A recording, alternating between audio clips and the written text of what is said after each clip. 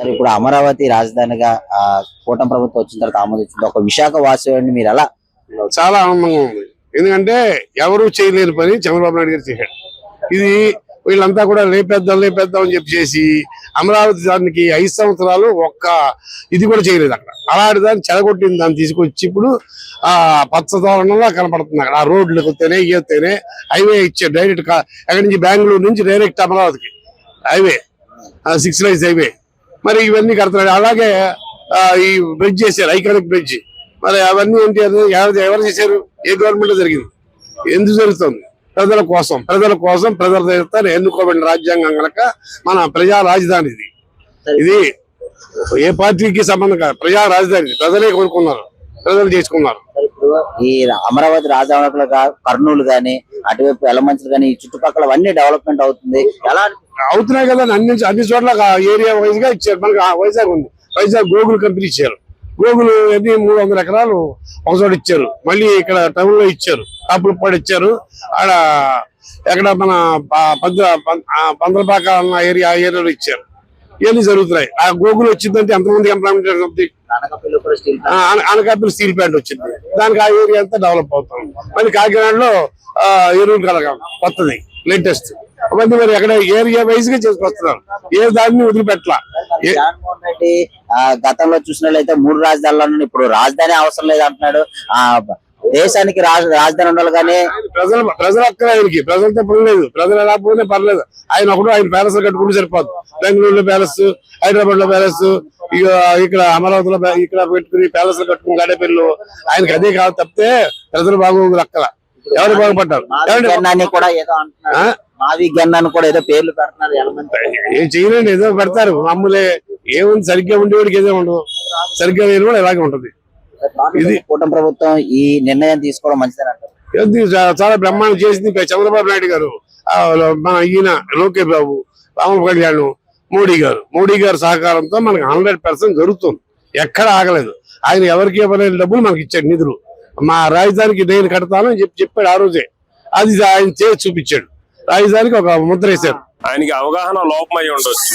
ఎందుకంటే ప్రతి దానికి జిల్లాకు కానివ్వండి, రాష్ట్రానికి కానివ్వండి, కేంద్రానికి కానివ్వండి, హెడ్ క్వార్టర్ అనేది ఒకటి ఉండిద్ది. దాన్నే రాజధానిగా పిలవడం జరుగుతుంది. అక్కడి నుంచి ప్రభుత్వ యంత్రాంగం గాని మొత్తం టోటల్ వ్యవస్థ మొత్తం అక్కడి నుంచి పరిపాలన జరుగుతూ ఉంటది. ఆ మాత్రం అవగాహన లేని అతను మరి 5 ఏళ్లు ముఖ్యమంత్రిగా ఎలా చేసాడో నాకు అర్థం కావట్లేదు. పాపం అధికారులు ఎన్ని ఇబ్బందులు పడ్డారో ఇప్పుడు నాకు అర్థం అవుతుంది. ఇలాంటి పిచ్చి మెంటాలిటీ ఉన్నోడు పిచ్చిగా మాట్లాడి రాజధాని అవసరం లేదు, రాజ్యాంగంలో రాసి ఉందా అంటే ఆ మాత్రం అవగాహన లేని వ్యక్తిని నిజంగా ఏమనాలో కూడా నాకు అర్థం కావట్లేదు. పిచ్చేని పట్టింది ఇతనికి. మావి గన్ను లేదంటే పెంట గన్ను ఏంటది.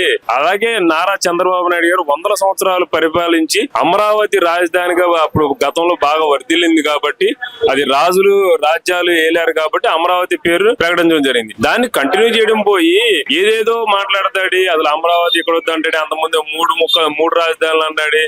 తర్వాత ఏమో చేతకాగా ఇవన్నీ చేస్తా ఉంటాడు అన్నమాట. అంతమించి ఇంకొక విషయం చెప్తున్నా నేను.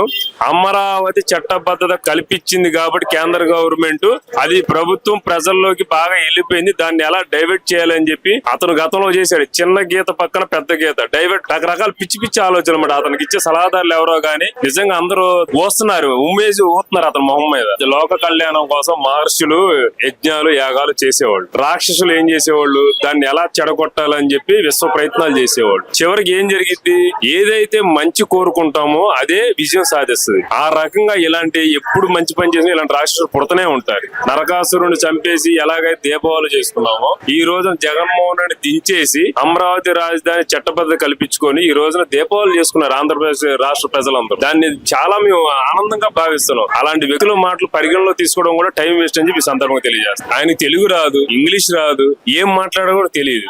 ఆయనకి ఏంటంటే మతిస్థిమితం లేదు. అంతకుముందు ఏదో ఫారెన్ వెళ్ళి మందులు వాడేవాళ్ళు అన్నారు. మళ్ళీ ఇప్పుడు అధికారం పోగానే మధ్య భ్రమించి ఉంటది కొద్దిగా. ఆయన ఏదైనా మంచి మెంటల్ డాక్టర్ చూపించుకోవడం మంచిదని సందర్భంగా తెలియజేస్తాం. ఒక మంచి పరిపాలన దిశగా ఏదైనా ఒక మంచి నిర్ణయం దిశగా ఎవరైనా ముందుకు అడిగేస్తే ఎన్నో ఇబ్బందులు వస్తాయి.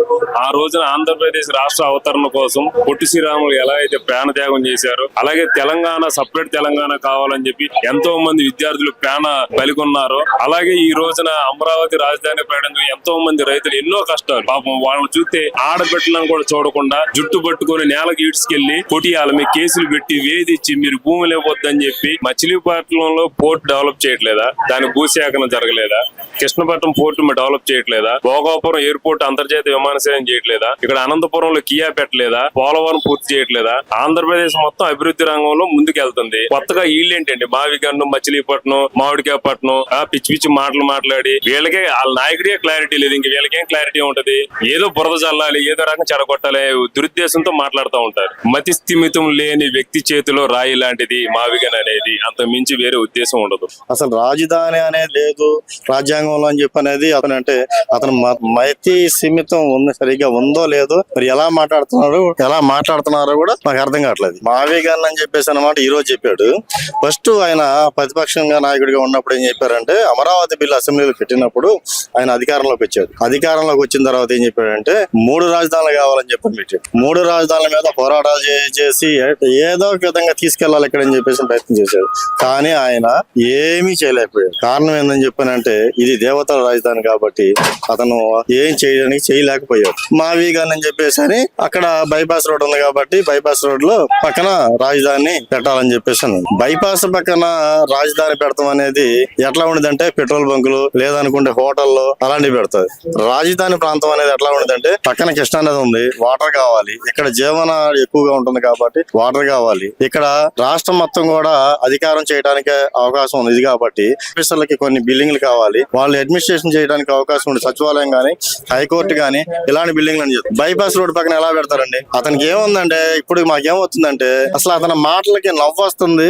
ఏది ఇంత పిచ్చోడిలాగా మాట్లాడుతున్నాడు, ఇతను మతి సీమితం లేకుండా ఎందుకు ఇట్లా మాట్లాడుతున్నాడు ఏందని చెప్పేసి అతను తీసుకున్న మాట ఒక మాట కూడా ఏ స్టాండ్ కూడా నిగ్రహం లేదు. ఎందుకంటే 6 మాటలు వచ్చినాయి. ఇప్పుడు స్వాగతిస్తున్నా అన్నాడు, తర్వాత హైదరాబాద్ అన్నాడు, తర్వాత 3 అన్నాడు, ఈ రోజు మావిగన్ అంటున్నాడు, యూనివర్సిటీ అంటున్నాడు. ఇన్ని మాటలు ఎవరైనా మాట్లాడతారా? ఇంకో విషయం చెప్పాలంటే రాజధాని ప్రాంతం అంతా కూడా రైతులతో ఉంది. రైతులు మేము గేదెలను కూడా వాటిని పశుపాలన కోసం చెప్పి చేస్తా ఉంటాం. గేదెలను కాసేటప్పుడు కూడా గేదెలను తోలుకొని అబ్బాయి ఈ డొంకన బడి వెళ్ళి ఆ డొంక వెళ్ళి మేపుకుంటా వచ్చేద్దాం అని చెప్పి అనుకుంటాం. ఒకే మాట ఉండిద్ది. ఇన్ని మాటలు అనేది ఇంతవరకు ఎవరు కూడా చెప్పాల. అమరావతి ప్రాంతంగా ఫస్ట్ మేము రైతులంగా భూమి ఇవ్వడానికి చాలా సంతోషపడ్డాం. ఎందుకని చెప్పారంటే రాష్ట్రానికి మా బిడ్డల భవిష్యత్తుకి ఉపయోగపడుద్ది అని చెప్పేసి దాని మీద ముందు అమరావతి రాజధాని ఇక్కడ ఏర్పడుతుందని చెప్పి సంతోషపడ్డాం. దాని తర్వాత చాలా బాధలు పడ్డాం, పాదయాత్రలు చేసాం. ఆడవాళ్ళని వేసులు అన్నారు, తర్వాత పోస్తే రకరకాల మాటలతో హింసించారు. తర్వాత మేము పాదయాత్రలు చేస్తున్న కనీసం భోజనం చేయకుండా చేశారు. కనీసం ఆడవాళ్ళు రోడ్ల మీద పెట్టిన భోజనాన్ని కూడా తీసుకొచ్చి పోలీసుల చేత ఇసుక పోపించారు. దాంట్లో రకరకాల బాధలు పడ్డారు. అవన్నీ బాధలు తట్టుకొని ఈ రోజు అమరావతి ఏకైక రాజధానిగా మేము రావడం అనేది చాలా సంతోషపడ్డాం. దాని తర్వాత కూటమి ప్రభుత్వం వచ్చిన తర్వాత అమరావతి ఇదే. దాని తర్వాత ఈ రోజు చట్టసభలో బిల్లు పొందడం జరుగుతుంది. ఆంధ్రప్రదేశ్ రాష్ట్ర రాజధాని చాలా సంతోషంగా ఉంది. మరి చట్టసభల్లో మొన్న బిల్లు పాస్ అయినందుకు మరి రాష్ట్ర రాజధాని మరి 2019 to 24 చెప్పుకోవడానికి ఆంధ్రప్రదేశ్ రాజధాని ఏదంటే చెప్పుకోవడానికి ఏం లేదు. ఎందుకంటే తుగ్లక్ పాలనలో ఏం చేశాడో ఏంటనేది మరి తెలియలేదు. ఈ రాష్ట్రానికి రాజధాని చేసి మా పిల్లలకు గాని మా భవిష్యత్ తరాలకు గాని ఏకైక రాజధాని అమరావతి అని నిర్ణయించారు. మరి ఆయనకి తెలుసో తెలియదు, మరి ఆయన సొంత ఇల్లు ఉందో లేదో, మరి రాష్ట్రానికి రాజధాని లేకుండా మరి ఆయన ఎక్కడ మరి అసెంబ్లీలో మాట్లాడుతున్నాడా, మరి ఎక్కడ మాట్లాడుతున్నాడు ఆయన మరి అంతే. ఎందుకంటే మరి కడప ఇప్పుడు పులివెందుల ఎమ్మెల్యే కాబట్టి ఆయన తెలియలేదు. ఈ మధ్యన వెళ్ళలేదు అసెంబ్లీకి కూడా 11 సీట్లు వచ్చిన తర్వాత మరి మైండ్ ఖరాబ్ అయిపోయినా వెళ్ళలేదు. మరి అందుకే రాజధాని కూడా లేదనుకుంటున్నాడు ఆయన. రాష్ట్ర ప్రజలు ఎంతో సంతోషిస్తున్నారు. రాజధాని ఏకైక రాజధాని అమరావతి బిల్లు పాస్ అయినట్టు అన్ని పార్టీలు రాజధాని ఓకే అంటే వైసీపీ మాత్రం ఓకే చెప్పడంపై మీరేమంటారు? ఈ రాష్ట్రం అభివృద్ధి చెందడానికి ఇష్టం లేకే మరి జగన్ వైసీపీ పార్టీ ఎంపీలు మరి ఆయన తుగ్లక్ పాలన. ఎందుకంటే ఇంకా అభివృద్ధి చెందకూడదు, పిల్లలు అభివృద్ధి అవ్వకూడదు, రాష్ట్రం అభివృద్ధి అవ్వకూడదు, మరి మనకు వచ్చే కంపెనీలు కూడా రాకూడదు. ఆయన అందుగురించే మరి రాష్ట్రానికి అమరావతి ఏకైక రాజధాని మరి ఇష్టం లేక ఇప్పటికే మరి ఏమయ్యా జగన్మోహన్ రెడ్డి ఇప్పుడు కూడా కళ్ళు తెరిచి రాజధాని గురించి 2014 నువ్వే కదా ఎక్కించుకోను మాకు రాజధానికి ఓకేనే. ఇప్పుడు మళ్ళీ ఎందుకే తుగ్లక్ పాలన? నీ వల్ల అవ్వదయ్యా, ఏది అవ్వదయ్యా. మరి మాదిగానే ఉంటాడు, ఒంగోలు గుంటూరు ఎందుకంటే ఒంగోలు పడతాడు, అన్ని రాజధానులు ఆయనే చెప్తాడండి. జగన్మోహన్ రెడ్డి అన్ని రాజధానులు పేర్లు కలుపుతాడు. ఒంగోమని మాగానని మరి ఆయనకి ఏం తెలుసు రాజధాని గురించి? మరి అసెంబ్లీలో మాట్లాడేది మరి ఎక్కడ మాట్లాడుతున్నాడు? రాజధాని అమరావతిలో మాట్లాడుతున్నాడుగా. మరి ఆయనకి కొద్ది కళ్ళు దేవుడు కళ్ళు చేపించాలని, మరి లోకజ్ఞానం తెలియాలని ఈ ఆంధ్రప్రదేశ్ రాష్ట్ర ప్రజలు భవిష్యత్తు 5 కోట్ల భవిష్యత్తు తెలియపడదు. మరి ఏమి మరి ప్రతిపక్షం అంటే ఎలగలేదు. ఎమ్మెల్యే ఏం చేయను 2 లక్షలు మంది మీ నియోజకవర్గంలో ఉంటారు, వాళ్ళు కూడా కొంతమంది మీకు ఓట్లు వేసి ఉంటారు. వాళ్ళకైనా కొద్దిగా నువ్వు చెప్పండి జగన్మోహన్ రెడ్డి గారు, రాజధాని ఇదని. మధ్యలో 2014 నుంచి 19 వరకు ఇదే రాజధాని అన్నారు. ఆ తర్వాత 19 నుంచి 23 వరకు 24 వరకు వేరే 3 రాజధానులు అన్నారు. కానీ ఇవాళ ఆంధ్రప్రదేశ్ ప్రజలందరికీ ఒకే రాజధాని, అది ఇక ఉత్తరోత్తర మారవకుండా ఉండేటటువంటి అమరావతి రాజధానిగా రావడం ఆంధ్ర ప్రజల గుర్తింపు అనేది ఉండాలి. అలా గుర్తింపుకి ఇది శాశ్వత రాజధానిగా ఉండాలని చెప్పి ప్రతి తెలుగువాడు దట్టు ప్రతి ఆంధ్రుడు కూడా కోరుకుంటాడని చెప్పేది నా అభిప్రాయం. పోరాటం చేసిన ఫలితం వచ్చినాడు. ఆ పోరాటం చేసిన వాళ్ళు అనుభవించేదే కాకుండా ఆ పోరాటంలో అసూలు బాసినటువంటి కుటుంబాల వాళ్ళు కూడా చాలా ఆనందపడతారు. ఎందుకంటే తమ పిల్లలు గాని పెద్దలు గాని తమ వాళ్ళు చేసినటువంటి త్యాగానికి ప్రతిఫలం దక్కింది. ఖచ్చితంగా మరి అటు కుటుంబాలు గాని మరి అనేక మంది ఆ ఉద్యమము అమరావతి ఉద్యమంలో మహిళలు చాలా ఇబ్బందులు పడ్డారు. అప్పుడు ఎన్నో కుటుంబాలు ఎన్నో రకాలుగా వాళ్ళని అనేక రకాలుగా క్యారెక్టరైజేషన్ కూడా చేసి విమర్శించి పెయిడ్ ఆర్టిస్టులు అని చెప్పి కూడా వాళ్ళని ఇబ్బంది పెట్టారు. వాళ్ళందరి గుండెల్లో ఎంత ఆనందం ఉంటది. ఇవాళ శాశ్వత రాజధాని వాళ్ళు కోరుకున్నటువంటి రాజధాని శాశ్వతంగా ఏర్పడిందంటే ఖచ్చితంగా వాళ్ళ ఆనందానికి హద్దులు ఉండవు అనేది నా అభిప్రాయం. మధ్యలో 3 ముక్కల ఆట అని రోడ్లమ్మటి పేకాట వాళ్ళు ఆడుకున్నట్టుగా 3 ముక్కల ఆట అని చెప్పి 3 రాజధానులు అనేటటువంటిది ప్రతి ఒక్కళ్ళు విమర్శించారు. చదువుకున్న వాళ్ళమే కాదు, చదువు రాని వాళ్ళు కూడా రాష్ట్రానికి ఒక రాజధాని ఉంటది. 3 రాజధానులు అంటే ఏ ఆఫీస్ ఎక్కడుంది? ఇవాళ అమరావతికి వచ్చాము, ఇవాళ అమరావతిలో ఒక మంత్రిని కలవటానికి వచ్చును, ఆ మంత్రి గారిని కలిసిను, ఇంకో శాఖ మంత్రి గారిని కూడా కలవాలనుకున్నాం అనుకోండి, అక్కడనే పక్కనే ఉన్నటువంటి సెక్రటరేట్ లో పక్కనే ఉన్న ఛాంబర్ కు పోతాం, మంత్రి గారు లేకపోతే కన్సర్న్ సెక్రటరీకి చీఫ్ సెక్రటరీకి ఇచ్చిపోతాం అప్లికేషన్. కానీ మరి 3 రాజధానులు ఉంటే ఎక్కడ తిరగాలని మేము ఎంత బాధాకరంగా ఉంటది అది. మరి అది ఎందుకని అన్నారో మాకు పెట్టిన వాళ్ళకే తెలియాల దాని అర్థం. కానీ సామాన్యులు ఎవరు కూడా 3 రాజధానులు అంటే మాత్రం కోరుకోరు. ఒకే సింగిల్ రాజధాని ఉండాలా. అది కూడా మొదట ఏదైతే అనుకున్నామో అది ఇది నడిబొడ్డులో ఉన్నది. అటు వైజాగ్ నుంచి కానీ శ్రీకాకుళం నుంచి కానీ ఇటు కర్నూలు నుంచి కానీ ఎక్కడ చూసినా కూడా ఇది సెంటర్ లో ఉన్నది, అందరికీ అందుబాటులో ఉన్నది. ఇప్పుడు కూడా నేను పేరు చెప్పటల్లా, కానీ ఆ పేరు ప్రకటించిన ఆయన సంస్కృతి ఏంది? గన్ సంస్కృతి. గన్ను, గొడ్డలి, లేకపోతే గులకరాయి, కోడికత్తి ఇలాంటి ఉన్నటువంటి సంస్కృతి ఉన్నాడు కాబట్టి ఆ గన్ సంస్కృతి ఆయనకు ఉంటది కదా. చివరి గన్ రావాల్సిందే. అంటే మొదట కోడికత్తి అయిపోయింది, తర్వాత గొడ్డలి అయిపోయింది. ఈసారి గన్ తో తల్లికో చెల్లికో మరి ఎవరికో ఒకళ్ళకి గన్ను చూపెడతాడేమో అనే గన్ చూపెట్టాలి, మరి ఈసారి అధికారంలో రావాలనే ఉద్దేశంతో ఆ గన్ను ఉపయోగించింది అనేది నా అభిప్రాయం.